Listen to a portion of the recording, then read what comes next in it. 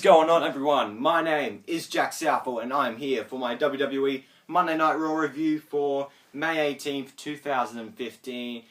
This was a pretty decent enough show. Nothing crazy. Well, there was one crazy moment too, but let's get into it. So we open up in the most original way possible with an authority promo. And they talk about, the Intercontinental Championship being defended in the Elimination Chamber. And so Sheamus comes out and, he wants a shot at the IC title. He talks some shit about Daniel Bryan and saying he's the one that put him out, pretty much. And then Ryback comes out and he says that Daniel Bryan's got more heart than you ever will, Ryback, Sheamus trying to get all babyface and stuff. And so it's been announced that they're going to be in the IC Chamber match, and they're going to face off against each other tonight. So they had an alright match, nothing crazy. Sheamus did end up winning, so hooray for Sheamus. Next we got the Authority backstage with Kane, J&J, Triple H and Stephanie, Seth Rollins, the whole crew's there. And they're sipping wine because they're going to do a Seth Rollins Architect of a Dream special at the end of the show. And so Dean Ambrose comes in to confront them and says he wants a match for the WWE title with Rollins. Kane makes a match with Ambrose versus Bray Wyatt later on tonight, so that should be good. Next up, Neville comes out to have an interview with Renee Young. But then Bo Dallas comes out to confront Neville before his match with King Barrett, and he's pretty much talking some shit about him. And then Neville goes, "Hang on, didn't I beat you for the NXT title?"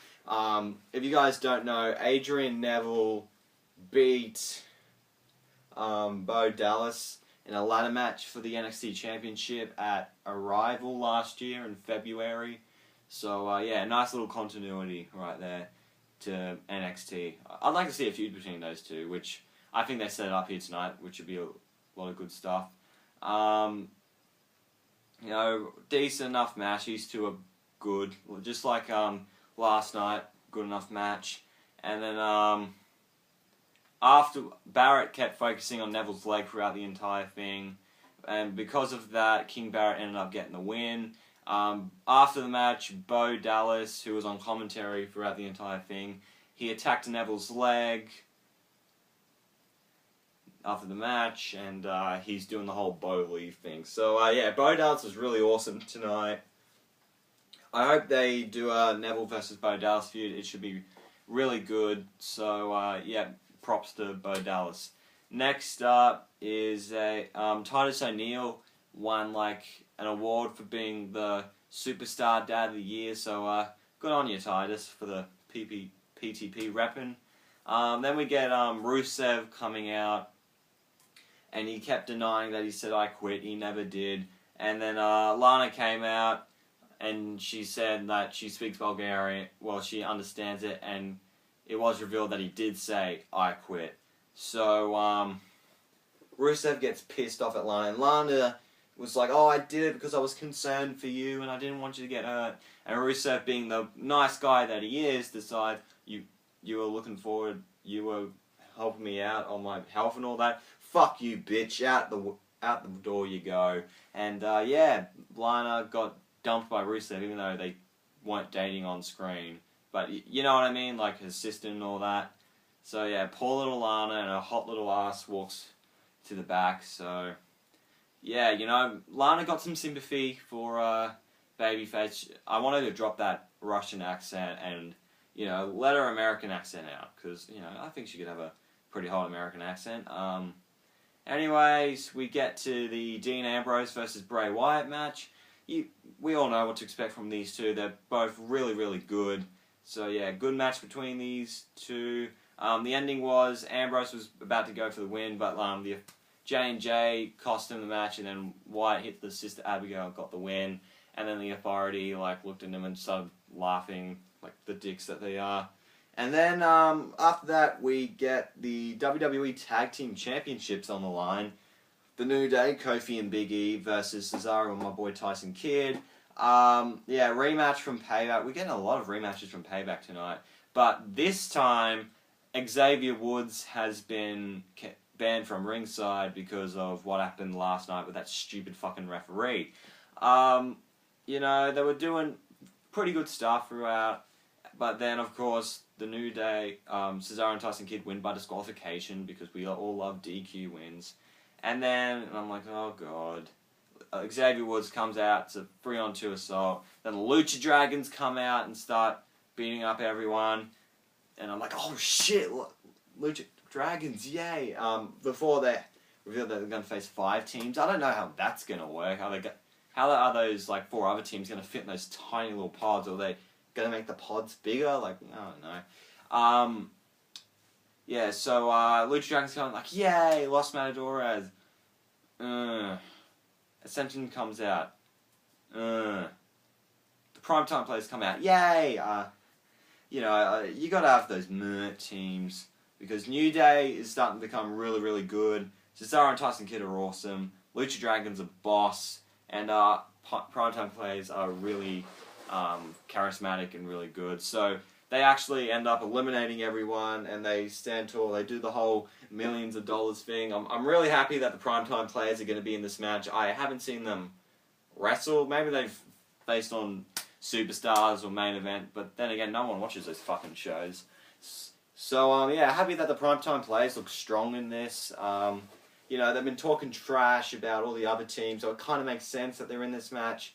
I won't go too into it. I'm not even sure if I'll make a predictions video because it's a network special. I might do it throughout the Raw leading up to Elimination Chamber, which is in fucking a week or 2, something like that. Then we get to my favourite segment of the night.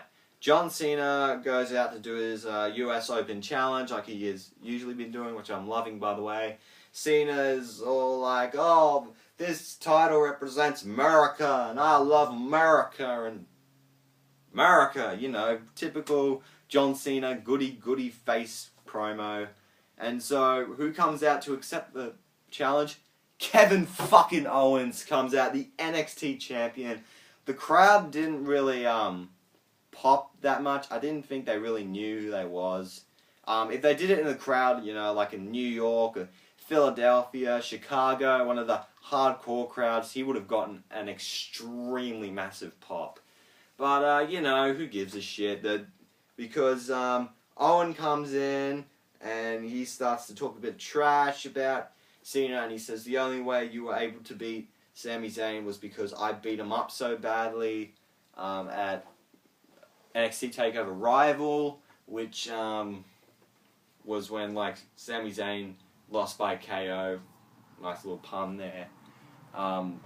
With Kevin Owens, I said we won the title, and then he says, and then John Cena's like, listen here, Jack, or whatever. Oh, thanks, John, for saying my name. It's like, listen here from a fucking veteran like myself. And Owen's like, whoa, hold the phone. I've been in this business longer than you have. You may have been in the WWE longer than me, but you started wrestling in 2000. I've been wrestling for 15 years, and you've only been in the WWE for I don't know, friggin' nearly 13 years. He's only been there 40.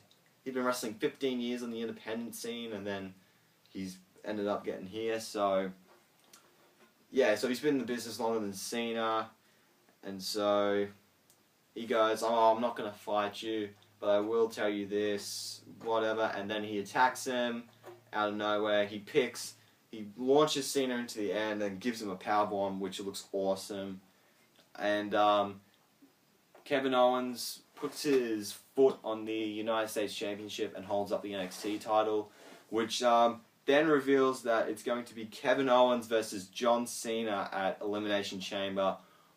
Oh my lord, that's going to be awesome.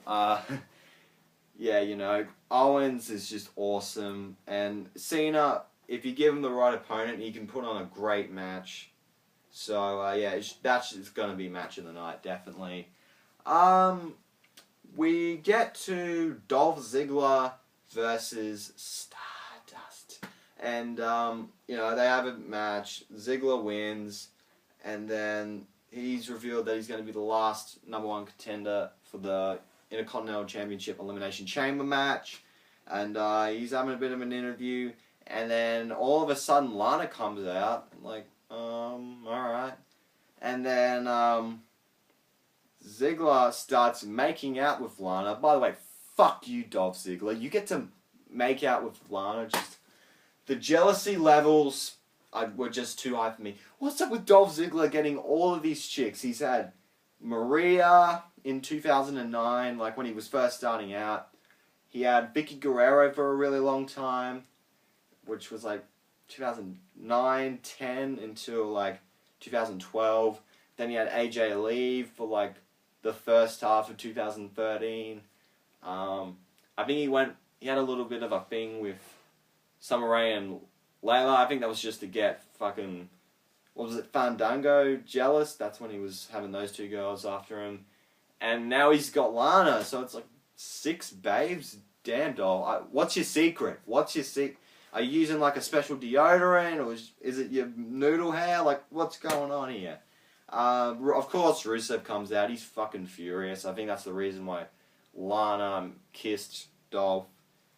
So Ziggler hits a zigzag on Rusev, and I hope this is not the end for Rusev. I know he's going to be in the IC Chamber match. He could win. You know, just saying, he could win the IC title, but, you know, I think it's going to go to somebody else. Maybe this could start a rivalry between Rusev and Dolph Ziggler. You know, that's a possibility. And anyway, next up is Erick Rowan and Luke Harper versus Fandango and Zack Ryder. Yep, Zack Ryder gone on Raw, which was, it's always awesome to see Zack Ryder on television. I always mark out, he's my boy. He's my other boy, you know, Tyson Kidd. He's like my main boy, and then there's Zack Ryder. You know, he's another boy. So, yeah, my boy Zack Ryder, he was getting in there. Unfortunately, Rowan and Harper wins. Don't worry, Zack. You will get your time one day, probably not. But you will. One day. If you could do it in 2011, you could do it here. I mean, this year could be a year. Probably not. But anyway, next up, we have the Bellas in the back. They're going to walk for their Divas Championship match against Naomi. And Stephanie's like, okay, Brie, I don't think you should go out there tonight because, you know, you're not in the right state of mind with your husband being injured and having to give up the IC title, and which pretty much means she's forced Brie to get her ass in the back. And so it's going to be Nikki Bella all by herself with Naomi and Tamina Snuka in her corner. It was going pretty alright, but Naomi and Tamina beat her up, so it was a win by DQ. Hooray. But then, out of the blue, Paige just runs in, which was like, oh shit, Paige, awesome. And she gets rid of Naomi and Tamina Snuka. Nikki Bella and Paige are like, oh, yeah, how you doing? And Paige just levels fucking Nikki out on the floor, and she holds up the Divas Championship. I'm not really sure if this is a heel turn. This is probably just her attacking everyone and just making a statement, but, you know, this will probably be like a triple threat match at Elimination Chamber, Money in the Bank or whenever. Yeah, you know, I'm really excited. I hope this leads, of course, to the Naomi Paige feud. That will be awesome. Anyway, next up is the final bit of the night. Seth Rollins, the Architect of a Dream thing. The whole authority's in the ring. They've got their suits on, and they all kiss his ass and just suck his cock and whatever. They show like a pretty good promo about like Seth Rollins and all that Kane put together. Then Ambrose comes out and he says that he wants his title match, and then he gets Rollins. There's like a box there, and I'm thinking cinder blocks. Opens them up, and yes, it's cinder blocks, and I'm like, oh, that's so cool, because of course you guys remember in August when Seth Rollins and Dean Ambrose had their Falls Count Anywhere match. Ambrose had the the friggin' cinder blocks and his head got rammed through it. So, which was really, really nice, look back. Just having a look here. Yeah, threatens to put Rollins through cinder blocks, so he had his head on the blocks and he had a steel chair, which, I don't know, wouldn't be as painful as, like, someone ramming your head through fucking cinder. That was painful as shit. I know they must have been, like, not that hard, but if they were real cinder blocks, he could have fucking died. Were they real cinder blocks? I don't know. Then Stephanie McMahon's like, no, okay, you can have your match and whatever. And then the Authority beats him up, and then Rollins kicks the shit out of him, gives him the pedigree, and holds the championship up high. Nice ending to Raw. Ambrose versus Rollins should be really, really good. I don't know why they wouldn't defend it in the Chamber. That's pretty... By the way, where was Randy Orton and Roman Reigns tonight? Did they piss off? Did they have a pint in the back or something? I don't know. Yeah, overall, this was a pretty okay Raw. I'll give this a thumbs up. I'm gonna be nice to this Raw. It was easy enough to sit through. You know, the Owens segment was pretty good, and the ending segment was good. So, yeah, this is one of those shows where if you want to keep up to date to Elimination Chamber, watch it, but not something you'd go back and go out of your time to watch it. Anyway, that's going to be it for this episode, or this review of this episode of Raw. I hope you guys have enjoyed. Make sure to leave a like. Comment down below your thoughts on tonight's Raw. Subscribe if you want more videos. I've got a tough enough video to think about and to film tomorrow, which is probably going to be stupid. And if WWE actually accepts it, then that's awesome, but oh well. And then, of course, the NXT TakeOver Unstoppable review. I can't wait for that show. That's going to be awesome. So, yeah, catch you on the wayside. Make sure to check me out on Twitter and Instagram at JackmanLol31. And I will see you guys later, and I'm out in 3, 2, 1.